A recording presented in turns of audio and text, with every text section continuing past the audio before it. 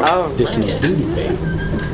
Ms. Bryant, Present. Yeah, but if it's Dr. salary Dotson. Present. Mr. then Hugo, it's got to be on the Present. pay chart. But if it's additional Mr. duty, Moody, Here. Ms. Thomas went to the ladies' room, Mr. Tillage, Here. and Mayor Glover is absent right this second. Thank you, Madam Clerk. Yes, sir. And I'd like to welcome everyone to our 5 o'clock work session. Actually, our 5:05 work session, to be exact. And at this time, I'll turn things over to Dr. Coleman. Good afternoon. Thank you, Vice Mayor, members of council, city staff. We have two presentations tonight that we'll be presenting. And the first one will be from Anna McCray, who's our Deputy Emergency Management Coordinator, and she'll be speaking about the Basic Emergency Operation Plan. And then the second will be from Dr. Russell, our Director of Planning, who will speak on zoning changes for the Innovation District, or the LINK. Anna, you ready? Yes, sir. Come on down, as Bob Barker used to say. You're going back a ways. I went back a little ways. I was a young guy then. I was a young guy then, Vice Mayor. Young guy. Good evening, Mr. Vice Mayor, council members, Ms. White, Dr. Coleman, and other distinguished members. I'll start off by first saying I would love to come talk to you at some point when it's sunny outside and not about hurricanes and disaster preparedness. But I did just pull the 5 p.m. briefing for Hurricane Melissa as she's impacting Jamaica, and wanted to share her center is emerging from the northern coast of western Jamaica. She's still a Category 4 storm, but she has started that forward motion now. So she's moving along at a clipping 8 miles an hour, which is better than the 3 miles an hour she was moving this morning when she made landfall. She's a compact storm, but her hurricane force winds extend about 30 miles out from the center of the storm. So all of Jamaica won't see those huge hurricane wind impacts, but the tropical storm winds do extend close to 195 miles out. So the country will take a pretty decent hit. There's 12 to 24 inches of rain expected with that storm, 30 inches or more in the mountains of Jamaica. And the storm surge, as the storm moves towards Cuba, is expected to approach 12 feet. So she still will be a very intense storm and have catastrophic damage as she continues her way towards the Bahamas and eventually towards Bermuda and then off to the North Atlantic on a much quicker pace tomorrow. So certainly are sending our thoughts and prayers and picking up lessons learned from the country of Jamaica as they work through this. That being said, thank you for the opportunity to come speak to you tonight about our city's Basic Emergency Operations Plan. And this is on your agenda for consideration at your next meeting. What the Basic Emergency Operations Plan covers is general guidance for city departments and agencies, all of our external stakeholders, other internal stakeholders, to help us better prepare for, respond to, recover from, and mitigate the damages from various threats and hazards. We are required by state code to, under section 44-146.19, letter E, which outlines the authorities of the localities, to have a basic emergency operations plan that is adopted by the local council. This plan has to be adopted every 4 years. We review it annually and make updates as we work incidents and have incidents occur, but it will come to you all for adoption every 4 years. The plan overall is made up of 4 volumes, and the one volume that you'll be looking at for your approval is the Basic Emergency Operations Plan. This is written from an all hazards perspective and is designed to guide all of the city agencies through what their roles are when we have a large-scale incidents. We'll have minor changes throughout the course of time, but it, again, will only come to you every 4 years for adoption unless there are major or significant changes that we need to make to the document. Some of the sections of the Emergency Operations Plan are outlined, and you have a copy of our operational summary for senior leadership that go a little bit more in depth on what these individual pieces are. But with the introduction, that's just simply the table of contents, the information about community lifelines, samples of the declaration process, resources that we would want to have at the go and ready for you all. The purpose section outlines the overall objectives of the Emergency Operations Plan, what the scope is, population demographics and other basic information, and limitations of the plan. Our concept of operations goes over the overall intention of the entirety of the Emergency Operations Plan, what should happen, who should do it, when it should happen, who provides direction. The direction, organization, and coordination section talks about how we set up emergency management in the city of Portsmouth and how we coordinate with all of the stakeholders, to include our community members. Assignment of responsibility provides an overview of the key organizations that are tied into our emergency operations plan, what they need to do on blue sky days, and how they need to activate and how they need to react to incidents as we have them occur. The plan development and maintenance section of the plan talks about our planning process, how we adopt a whole community perspective and desire input and feedback from all of our constituents and stakeholders, and talks about who is responsible for maintaining the plan, training to the plan, and exercising the plan. And then we provide a list of authorities and references, which covers everything from local ordinance to FEMA direction of, Stafford Act and things like that. Just for your general knowledge, the other 3 volumes are designed to help us walk through response, recovery, and get into mitigation efforts. So volume 2, with our functional annexes, looked at community lifelines. So these are designed to be the 8 core functions that FEMA says should be green in order for a community to function and support its constituents. So we want to make sure that we're looking at these 18 common functions, identify the city agencies that are responsible for these functions, make sure that we can share information back and forth, and support decision making.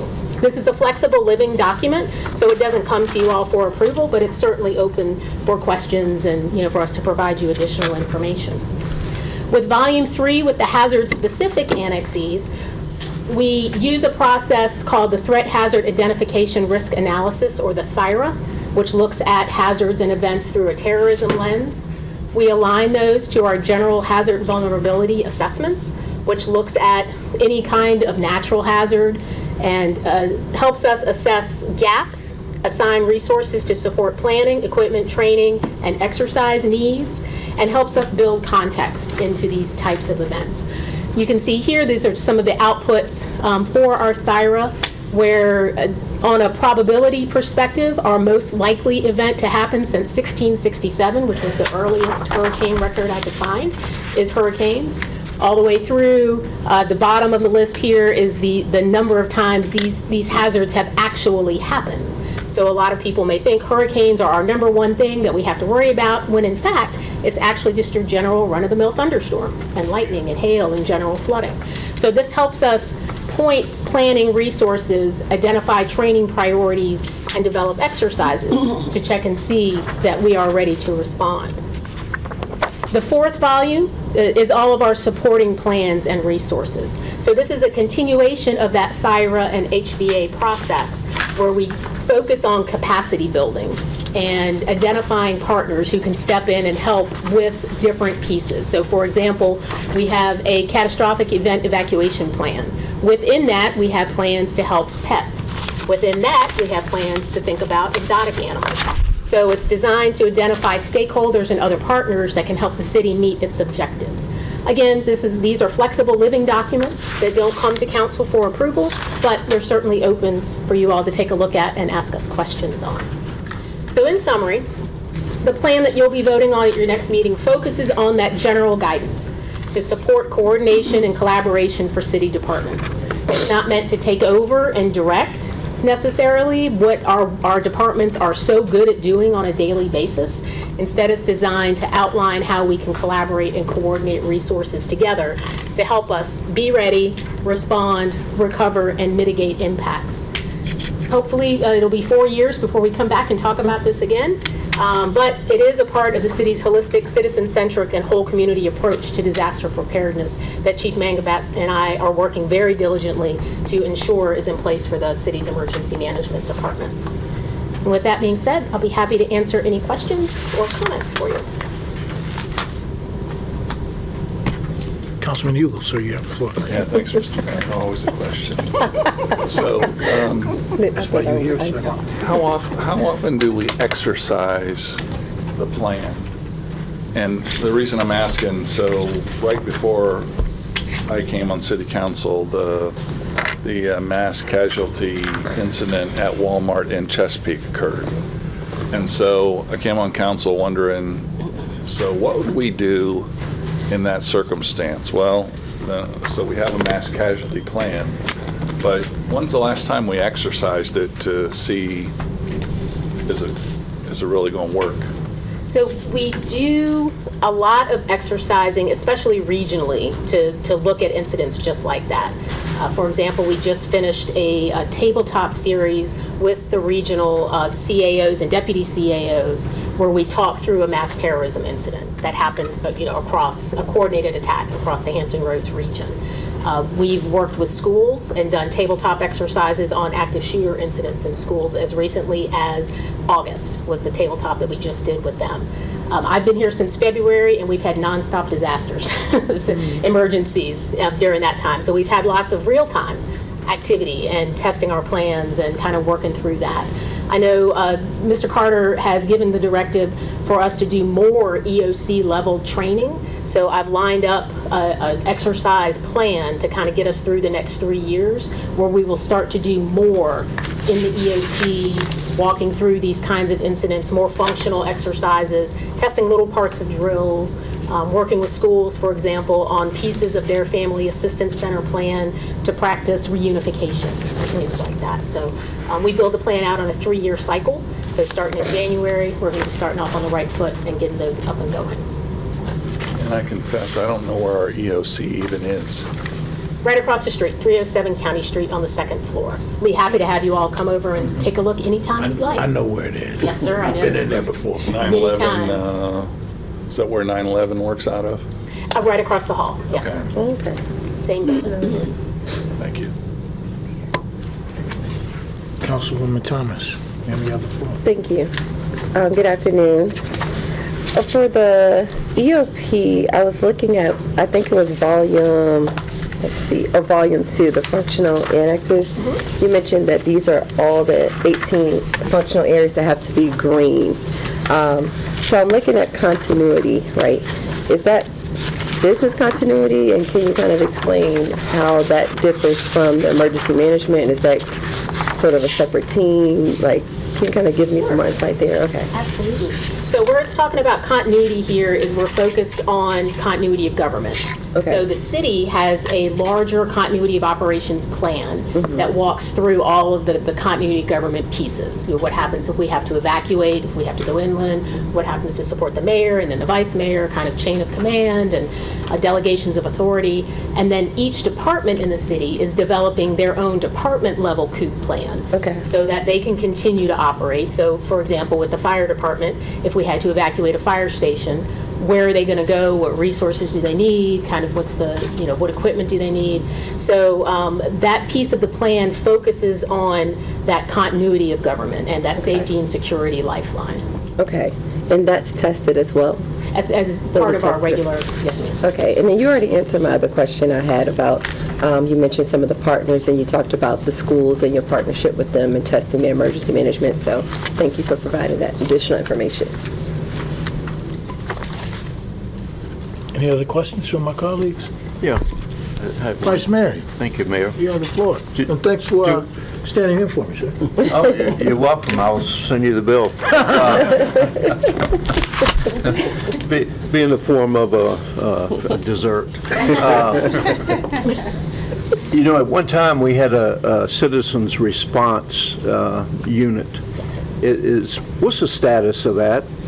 I know citizens went through training as part of that, and the mobile unit that was purchased, I think with federal funds, was impressive at the time. Of course, the time has been a while back. Is that still part of the emergency response plan? So we are working to redevelop that under our volunteer section. That's the Community Emergency Response Team, or CERT program. Yep. I would like to get that up and going in the new calendar year, and would like to kind of mirror that off of the folks that, attend the Government 101 type classes, and, just anything to make the community better prepared. But I do have plans to relaunch that in Q1 of the upcoming calendar year. Okay. Is that mobile unit still going to be part of that, or do we need to perhaps seek a grant, federal grant to replace it? I know that the equipment is in place still. The trailer is parked over with our DSS partners in their parking lot. We do need to have the opportunity to exercise and train and kind of go through the equipment and see what all can be used. Definitely looking for other opportunities outside of federal grant funding that may not be as dependable as we may need it to be to maintain that program. So we will be looking to other business partners and other resources to help kind of revitalize that. Expand the program into the business community, into our higher education partners, and so on. So I think there's lots of opportunities to enhance that program. Thank you. Councilwoman Bryant, ma'am, you have the floor. Thanks, Mayor, and thanks, Ms. McRae. Just a general question. Can you explain the difference between a voluntary and a mandatory evacuation? I have those right? Yeah. Okay. I'm trying to think of the best way to. It's been a long time since we've had one, knock on wood. Yeah, that's right. So just a refresher. The governor is the one that can request or can put in place a mandatory evacuation. Our goal in my office is to educate the public to the point that they have all of the decisions and all of the information that they need to be able to make the decision on their own to move out of harm's way. I'm trying to think, Chief, if there's a better way to kind of talk that through at the city level, since I've not experienced that here. Right, yes. So that's an excellent question. So we know the mandate comes from the governor. So when we talk about voluntary evacuations, a lot of that is directed to areas that we know that have the highest threat, whether it's a flood inundation or areas to where if the storm did hit, that they would no longer be able to receive those services. Right. So the voluntary part comes very early in the process, and is actually earlier than it has been in recent times in the past 10 years. So when we talk about voluntary, we're really on the educational process, and we're saying, hey, hint, hint, it is time for you to enact your family escape plan and make those moves early, because usually the society wants to wait till the last minute, and we've seen nationwide where that will back up the interstate system and create more chaos there. So voluntary gives us the opportunity to push out that education early, and also hopefully we get compliance from the citizens. Okay, so it's sort of like a traffic light, like going from yellow to green to, okay, got it. Vice Mayor, you have the floor, sir. Thank you, Mayor. As we start to develop our waterfront, how's our response from the water to the shore? I know a few years back we had a fireboat, actually. So, Chief, as we get development underway, and how are we going to be prepared to fight a fire or any other disaster from the water Yes, sir. to the Excellent. shore? Great update for you. So earlier in the year, you all adopted an ordinance to accept a gift fireboat from the city of Norfolk, which you all received. This fiscal year, we are waiting on the funds through fleet management to bring that boat up to service level quality. So it is currently sitting at one of our Portsmouth facilities over in West Norfolk. And they are going through the boat as we speak, and they are getting the engines running, the fire pump going. They're going to market with City of Portsmouth markings, and our goal is to have it ready next spring of year 26, so we can launch that protection part of our waterfront with that fireboat. Terrific. That's good news. Thank you. And I can add on to that too, and another exciting kind of emergency management perspective is with SAIL 250 coming up next summer, we have the opportunity to work with our other regional emergency managers to walk through a lot of these scenarios of resource management, resource allocation, how we can share resources. So I think that would be a fantastic time to really, to your point, sir, work our EOP and kind of see, how that would work. And we're all starting those planning processes, so we're very excited about that. One other question. We hear a lot about these days about the possibility of cyber warfare. What is our plan as far as communication in the event that none of us can access, the airways? Carrier pigeon, no. That's actually part of our continuity of operations plan. So I'm supporting Ms. White in helping write the COOP plan for this entity. And that's one of the things that we would tackle is how would you communicate if you didn't have access to email, if you didn't have access to cell phones? What would the plan be? What does she need to have to be able to communicate with everybody? So we definitely are including her office along with all of the other city offices, and that being one of the scenarios that we talk through is what happens if. Mr. Hayes in IT and his team are fantastic in helping us kind of scope that out and figure out other ways that we could communicate. And another example of a regional partnership is they're participating in an exercise with the Hampton Roads Planning District Commission, who oversees our little emergency management group that we have sitting with them, and they're testing our cyber plans. So all of that is kind of ongoing right now. Okay, thanks.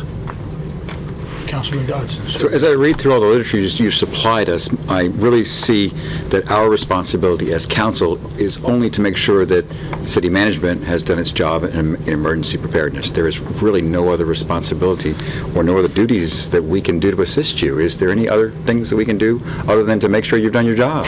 I think the biggest thing, honestly, is sharing with your constituents the importance of having a plan, inviting them to, give us feedback and comments on our plans. Come exercise with us. Come, tell us what we're missing. I could write these wonderful 400-page plans sitting in my office. They aren't going to do anybody any good outside of my office. So I would love to engage with our civic groups, for example, the civic associations, and talk to them about what do you need? What does your community need? And that ties into so many other plans. It ties into our MTO plan and, into, future transportation planning and evacuation planning. And there's so many different elements that tie together. So we're lucky in having the great partnership with our planning department where we can share resources back and forth because they have things I need and I have things they need. So it's the biggest thing that you all can do is share with your constituents the importance of listening to verified, vetted information from trusted sources such as yourself. Having a plan, being prepared, having a kit, staying informed, those are much bigger, I think, than you would give yourself credit for because we depend on you all to help us carry that message. Thank you. And that was really the beauty of the CERT program. It got people focused on it, involved. I think there was a certification element of that as well. So I can't wait till that gets underway again. I think that's extremely important. Yes, I'm very excited about that. And there's so many resources. The mayor sits on a group with all of the other mayors, and they're talking in the background as Dr. Coleman and Mr. Carter are talking with the CAOs about things they need to do. So there are so many things that you all can do to help support the overall effort. And I did want to add, with the Government 101 program, I'm sure there's a component of this in the Government 101 program where we're talking about emergency preparedness. Is that a part of the program? Do you know, Chief, the new Government 101 program that we have where we brought in the citizens and we're updating them on departments and providing information? Is this a part of that process? Yes, sir. So our department, Fire Rescue and Emergency Services, part of the education is emergency management. Got it. itself. And right. Our Anna, she has presented at Government 101. First year she was a student. Second year she was able I to remember. present. Great, and that's a good way of, as you said, getting our citizens buy-in, but making them knowledgeable, right? So that they can be, once again, as I said, ambassadors. We can't have too many ambassadors with the right information and advocates supporting what we're trying to do, because this goes to safety too, and that's still our number one priority. Thank you. And that's absolutely, and just to underscore that, I know that it's Secretary Noem's directive to push as much as we can down to the local level, because we really are the first on scene and we're the last on scene. So FEMA is reflecting that in their policy changes and their stance on grants and resources and training. So the more that we can do at the local level to educate the public and your constituents, the better. Yeah, and a good example that I just left Norfolk, and they're experiencing some flooding. So I was on Hampton Boulevard, and I was coming off of the bridge, and the water was very high, and the trucks were splashing the water over everybody, so I had to take a detour. But had I been informed prior to that, I might have done something different before I got there. And there are simple things, that the citizens can do to help impact that, preparing their property, and there's lots of lessons learned from across the country. Sure. And how to impact that, and we're thrilled to get to help guide that and help support that. Yes, ma'am. Thank you. Thank you very much. Chief, thank you. You're welcome. Thank you, Anna. Thanks, Chief. Okay, our next presentation will be from our very own Director of Planning, Dr. Rhonda Russell. She'll be speaking about zoning changes in the Innovation District. More information this time.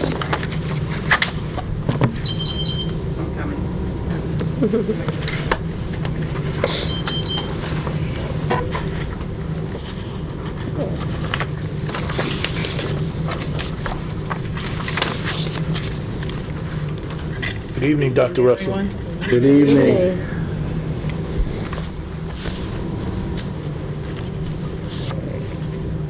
Wait a minute. I didn't do it, Miss White. Because I'll be in trouble. Always. Yes, you will. Yes, you will. Thank you.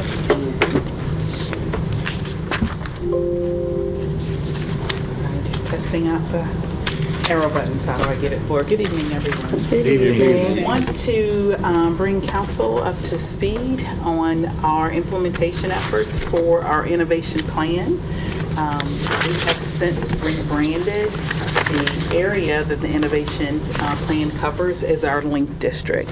And that area traverses from the intersection of High and Effingham Streets to High in the MLK corridor. Our innovation plan was developed to encourage a mix of uses, to encourage innovation, neighborhood development that supports entrepreneurs, creative industries, and a healthcare sector. The specific recommendations of the plan that are embraced in a pending ordinance includes prescriptive development guidelines for building form, that it speaks to setbacks and maximum building heights, as well as ground floor development that would encourage mixed use, maximum heights and densities up to 100 feet, and a maximum dwelling unit of 64 units per acre. The draft ordinance also speaks to permitted uses, and so we're encouraging mixed uses, commissary kitchens, maker spaces, and hubs for entrepreneurs that would allow them to come in and develop products from infancy of development to launch.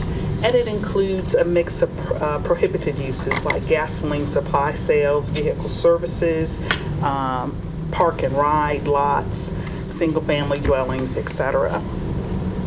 When we spoke to the Economic Development Authority last week about implementation of the Innovation District and the recommendations of that plan, we were sensitive to the fact that there is some sense of urgency about the development of vacant properties along the corridor, and the current ordinance language that permits some uses that are no longer desirable per the plan. And so that sense of urgency caused us to develop a path forward for two trajectories. One is option A, which is that we would propose adoption or our process for adoption of the current ordinance language as it was adopted in the innovation plan to be followed in short order by option 2, which would be a second adoption of revisions to that plan for design standards. And that's where our discussion becomes very unique, because the City of Portsmouth leadership, since the adoption of the plan last fall, we've had some new experiences. We visited Greenville, South Carolina, which is renowned for reinventing itself, specifically its downtown area.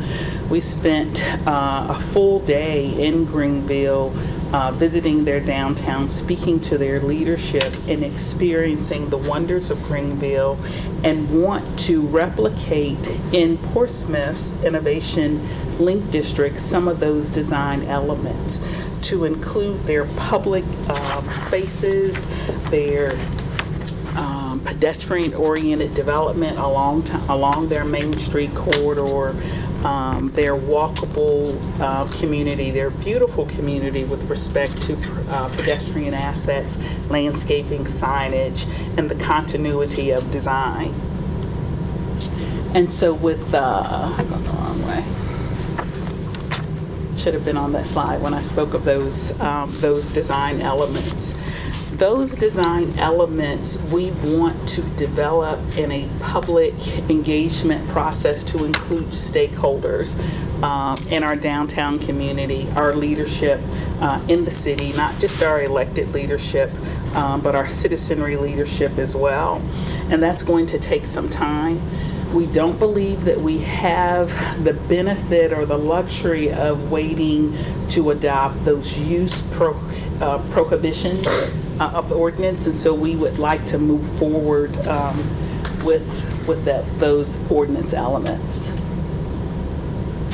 In our public engagement process, we're going to review some of the unique design elements of Greenville as well as some other innovation areas.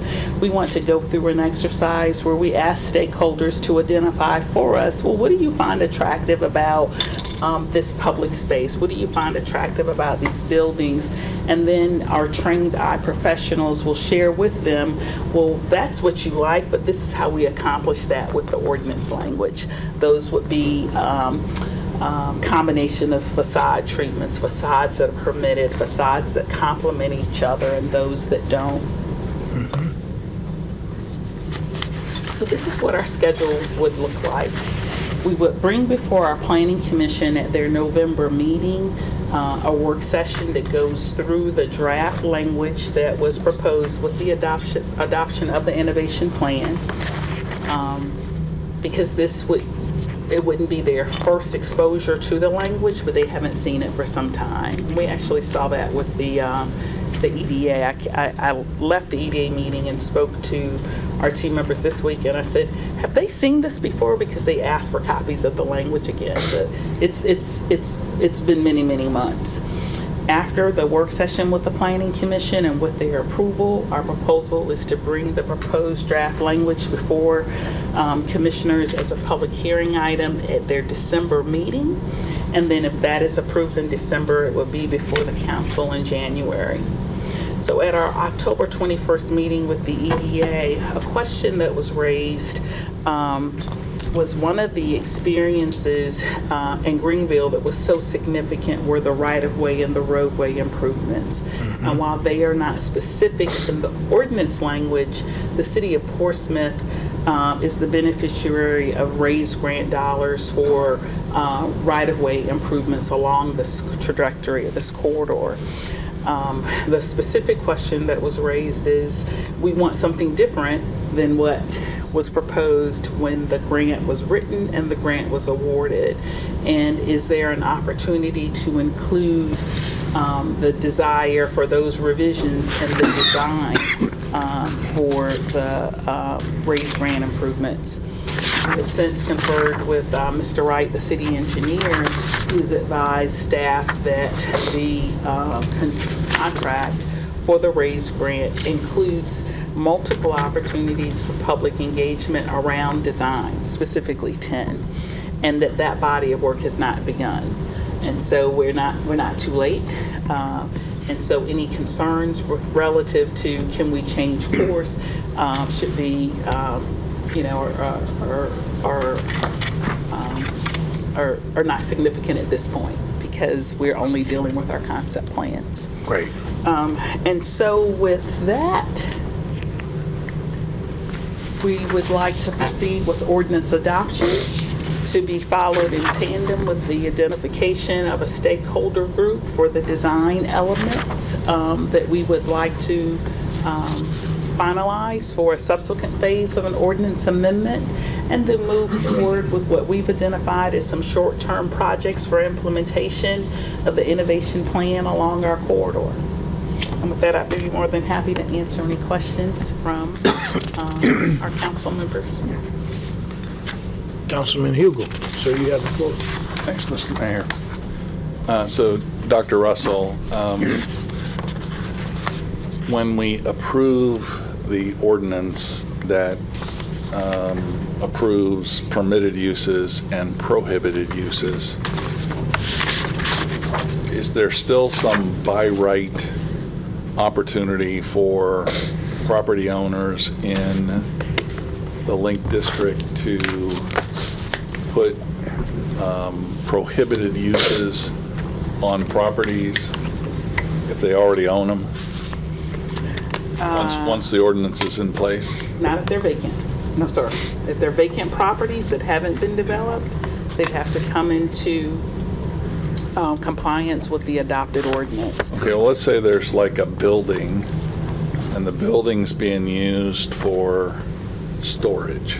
Right, thank you. That's the one. Because there's some buildings in the Link District that are just sitting there full of stuff, not being used for anything other than storage. So does the ordinance preclude them from changing it from storage to a prohibited use, or do they still have the by right opportunity to put a bake shop or a car wash or something else in their storage building? Right to keep it as it is. So I'm going to try to do this as clearly as possible. Yes, ma'am. So the question that you asked and the ordinance provisions really are not related to the proposed innovation district. It's the non-conforming status provisions of the ordinance and the code. So if it is a non-conforming use that was non-conforming at the time the ordinance is adopted, Okay. It remains a non-conforming use and can continue unless there are a number of, they cease for 24 months, it's destroyed beyond a percentage of its replacement value. But it's just that non-conforming use. It's not any non-conforming use. So changing from storage to something else. To vape shop was what Yeah, use so that you can't do that because it's a prohibited use. Yes. Got it. Thank you. Yes, sir. Councilwoman Thomas, ma'am, you have the floor. Thank you, Mayor. Thank you, Dr. Russell. Regarding, I need some explanation. So on the option A and option B that you were going through, sorry. One of the questions I have, and maybe it's regarding, so the first language adopts was the current usage, and then you said the second phase would be the design elements. Yes. How does option B impact option A? Because if we have like buildings or people opening, businesses, building homes, isn't that design or design standards, doesn't that have to be defined so that we have some sort of consistency as development is happening? Am I understanding this all the way wrong? No. Okay. No.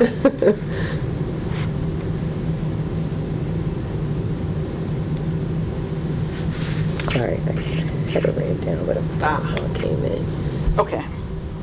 So the option A proposes to adopt the Innovation District ordinance language as it was prepared in combination with public engagement and staff and our design professionals who worked with us in the Innovation District Plan.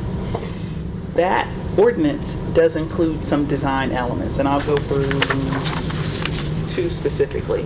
5-foot maximum building setback, and 60% of ground floor transparency with respect to its glazing and glass, things of that nature. Building height maximum of 100 feet, and 64 dwelling units per acre as a maximum density. So that option A would include the use restrictions, permitted uses and prohibited uses, plus these design standards. So option B says, well, maybe these aren't quite right, and based on what we saw in Greenville, we know we want more. Right. And so the language that speaks to design refinement phase adds that more, Okay. addresses issues with parking, uniform signage, uniform facade treatments. We saw, I'm going to call them like pocket parks, like come sit for a while, stay for a while. It's just a very inviting environment, and we can accomplish that through design standards, and that's what would come with our phase 2. Okay, so that makes sense. So we're talking about more so public spaces that the city would kind of not control, but provide the funding and so forth to do. I thought we were talking about design refinement for, okay, let's say we want uniformity of building facades. We are. Okay, so if a business already opens up, because it seems like it's on the timeline about a year difference between option A and option B, how are, because I see some, we're getting applications already for businesses in the Link District, so what will happen to those businesses that open up before we do the additional refinement and we want to create a uniform look? They would, out of fairness to those private investors, they could develop their properties in a manner consistent with the ordinances that are already there. Yes. So they would not have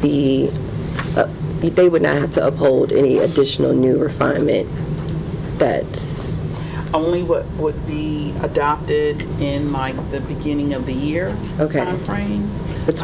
January 2026. Okay. Yes.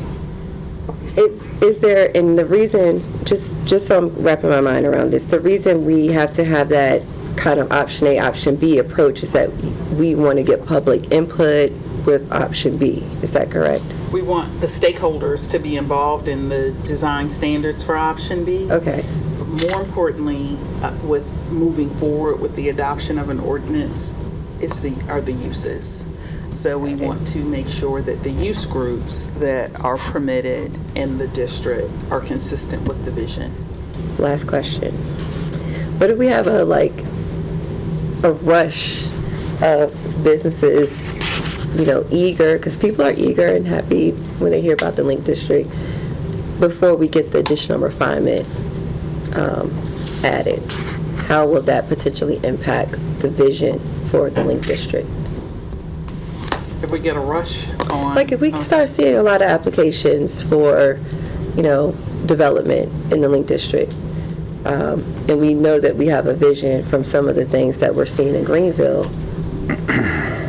how does that impact the long-term vision that we initially had? Well, it could negatively impact the long-term vision, but I'll share with you that we are seeing 2 large-scale multifamily developments, right, almost directly across from each other, that are consistent with the vision in terms of design and scaling, and so the market itself appears to be motivated to develop those properties consistent with that vision, and I'm talking about Baines Point, and then there's a fee simple townhouse development across the street. So the likelihood of that happening before the beginning of the year, where we have some protection with adoption of the ordinance, is very low. That, the beginning of the, so we have November, December, January, 3 months. Your development permitting process itself, when it goes well, is 90 to 120 days. Okay. All right, thank you, Dr. You're Russell. welcome. Some considerations.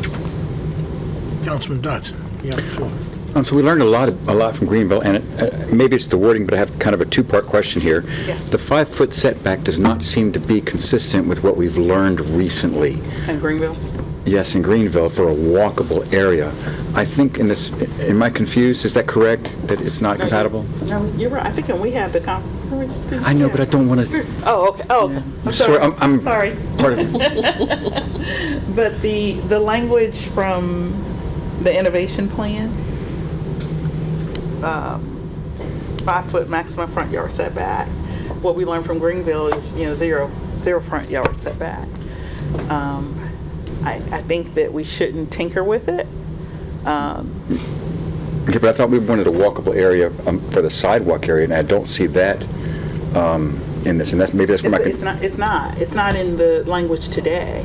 It absolutely is not, and that's what the concern was relative to the RAISE grant design and having input into that design. Correct. So that we encourage a pedestrian-friendly. 100%. So I don't know that this encourages that, so I think that I would like to be more educated before I could vote yes on something with a 5-foot setback.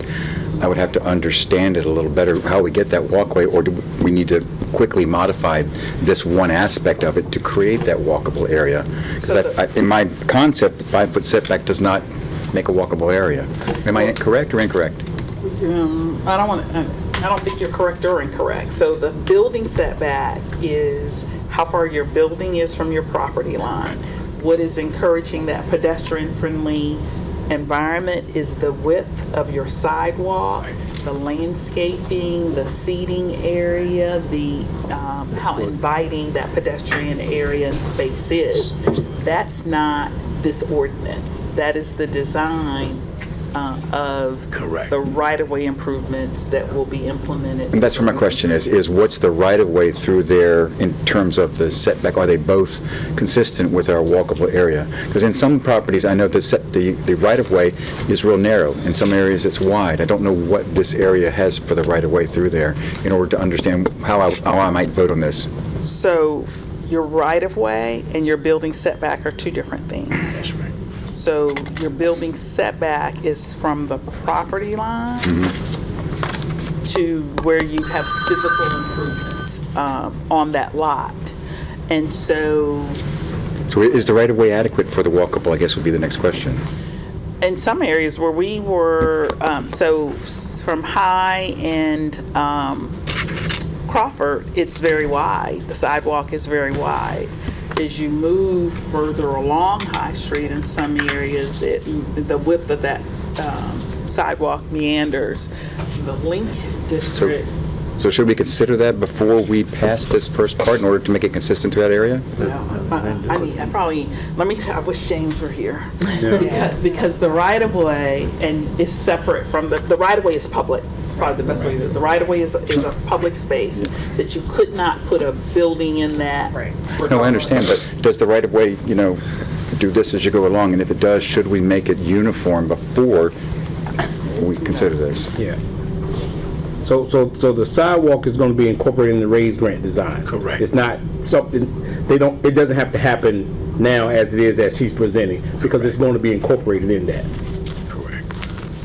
And you're mixing the terms for what you're talking about with respect to the sidewalk? And the right-of-way, yes. It's different things. Two different things. But we get what you're saying in terms of design. This is the first step.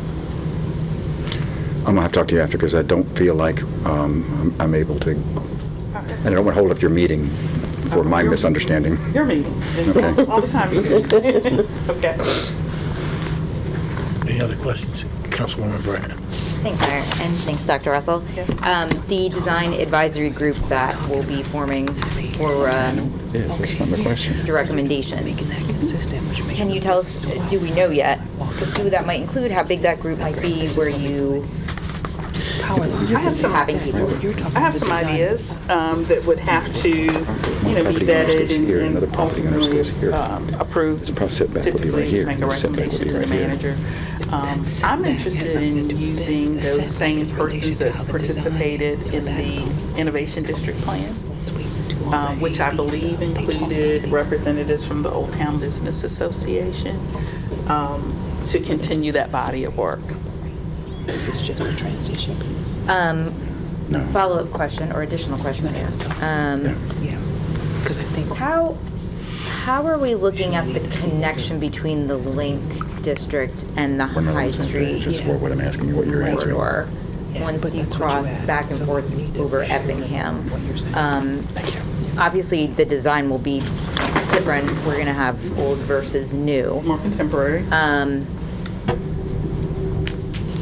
I guess I'm trying to imagine how it will flow, how it will kind of come together. Will there be some sort of bridging or pedestrian, I don't know, link between the two, or in your mind, will it just kind of magically, not magically, but in time Doesn't happen magically, meet and flow? Of course, not magically. It will look like magic to all of us, but not to you. The design ethos for the Innovation District uses a term actually like it's called road diet, right? So we make the road more narrow so that it becomes more pedestrian friendly, and that we have we call bike ped improvements that encourage active use of that space for pedestrians and bicyclists because it feels safer. Just because there's less traffic and the traffic is moving slower because it has to, right? And then activation of that space in terms of festival-oriented uses and its program. That's how I see it. And then we believe that we've got some like $21 million in federal and state funds with right-of-way improvements that will incentivize private development in that area, and that when it takes off, it will take off. That's the magic. Councilwoman Thomas. I wanted to follow up on Councilwoman Bryant's question about, I had to pull it up on my notes, the design advisory group. Councilwoman Bryant asked kind of what were your thoughts about who would be involved. I wanted to touch on that, but my question was kind of what are their responsibilities? And so I wasn't a part of I wasn't here when the initial Link or Innovation District idea was, discovered. So I guess that you said it was the Old Town Business Association that had input into that.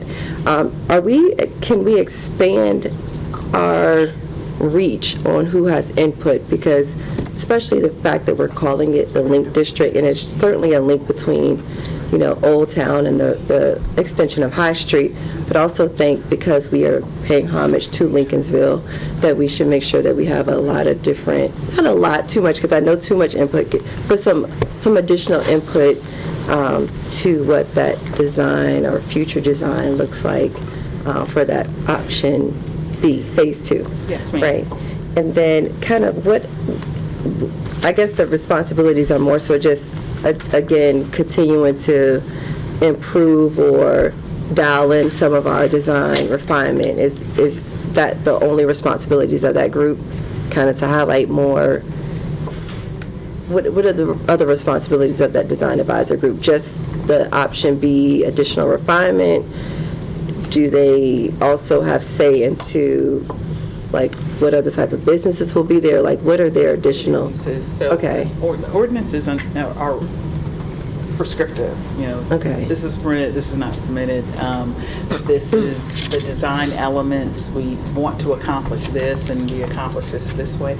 I don't see that body being precluded from making recommendations for the whole ordinance, but what we're asking the council and the planning commission as well as the EDA to endorse is a closer look at the design specs, so that they match our expanded vision for what this area can be. Certainly we can expand the stakeholders and the vision for the stakeholders that would be included in that effort. What I see is in tandem with this November to January timeframe that we are developing that stakeholder effort, sharing that with the manager and then our planning commission and getting that endorsed and then reaching out to those parties and starting that scope of work. Do you recommend at all, I don't know, like, do you think it'll get too much input if we put out, like, for applications for citizens for a small citizen group that want to be a part of that design advisory group, or do you prefer just in your best practice, just best practices? What do you think? I've seen it done so many different ways. Okay. But we have our marketing and communications department that are the experts in that area, so I would lean on them to just advise us on this is what we want to accomplish. What's the best way to do that? Mm-hmm. Okay, thank you. You're welcome. Good. And one of the things I'll add to that, when Dr. Russell and I went up to Harvard to do our presentation, we talked about a lot of these types of concepts and ways to get there. And I would agree with Dr. Russell.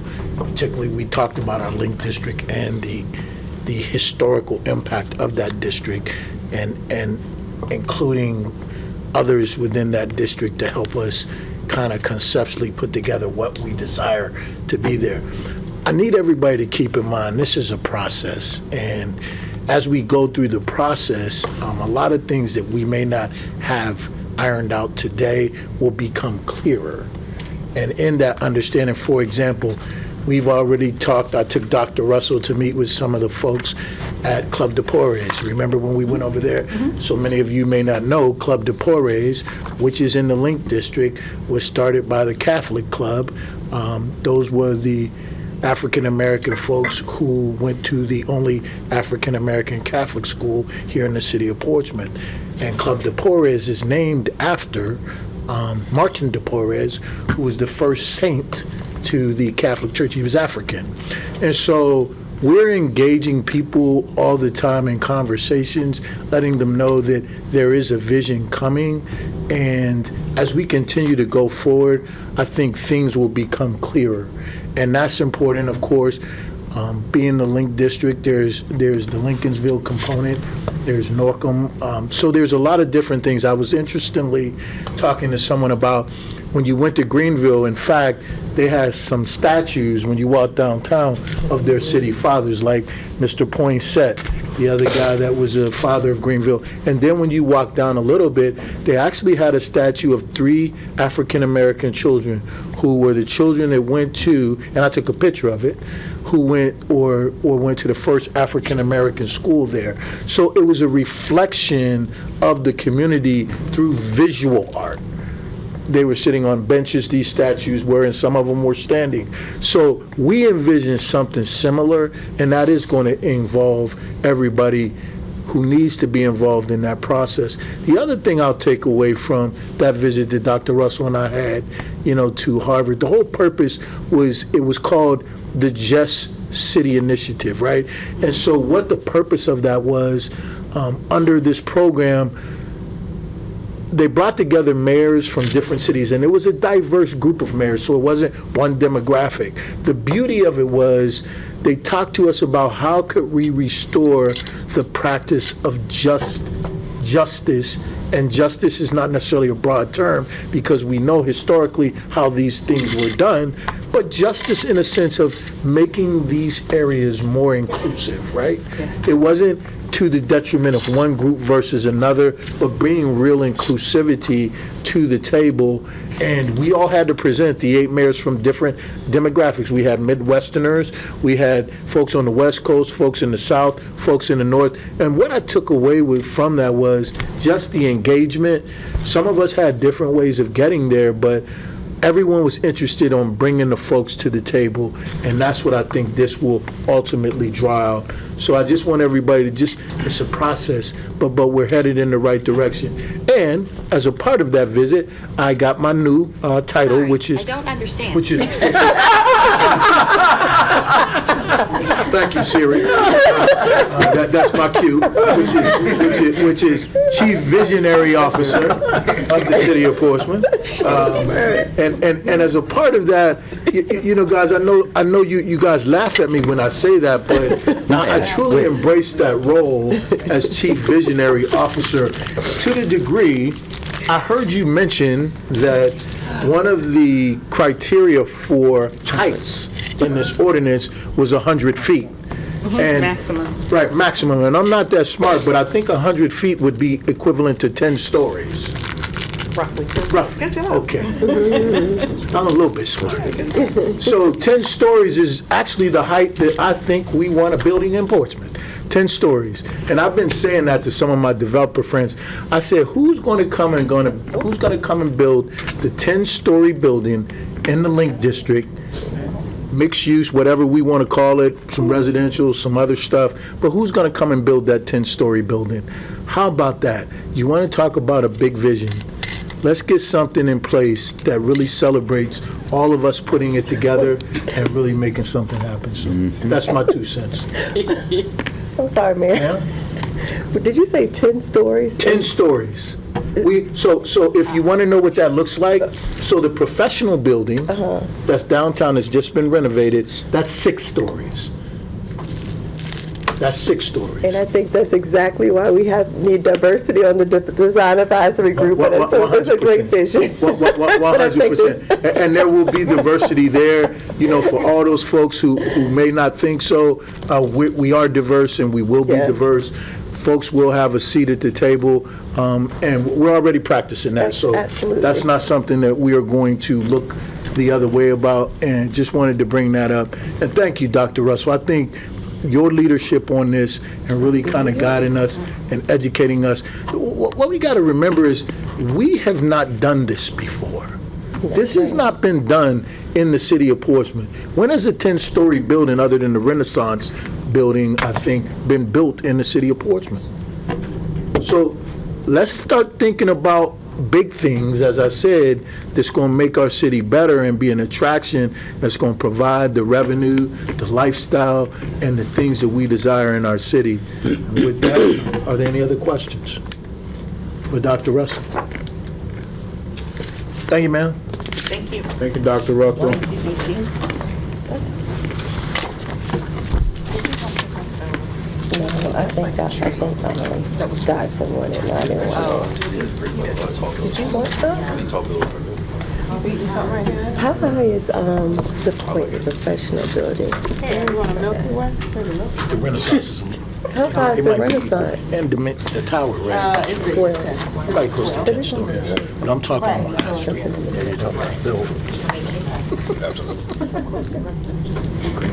We got a vision.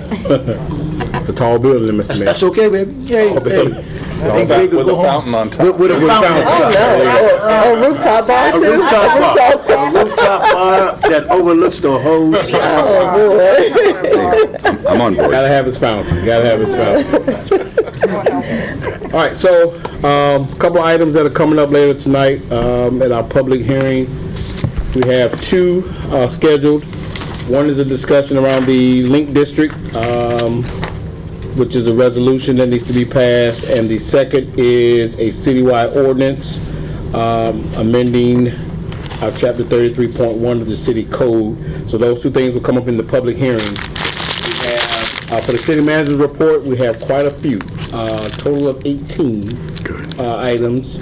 Of those 18, 16 are ordinances that are requesting additional accepting funds.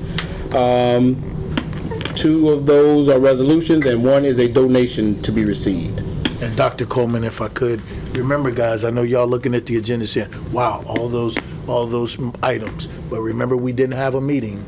This is our only meeting in the month of October. I just want to make everybody aware. We're good. We're good. So that's why we have so many agenda items. I think the clerk has something she'd like to say, Mayor. Okay. Not discounting what the mayor just said. At this time, we have no registered speakers for the city manager items. We have none for the public hearing, but you have to do the public hearing Correct. thing. But for the city manager items, we have no speakers. We only have about 20 minutes where speakers are able to register. I don't think you're still going to have any.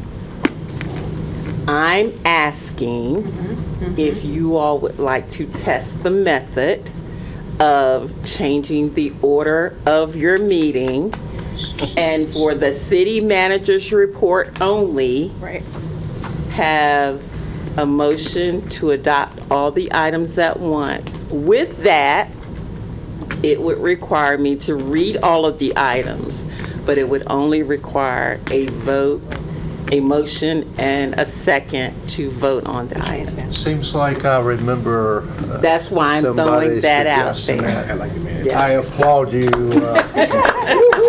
And that, hopefully that will become the norm. Wait, I want to just know Yeah. one thing, There's a caveat. because there is a caveat, and you know where I stand on this.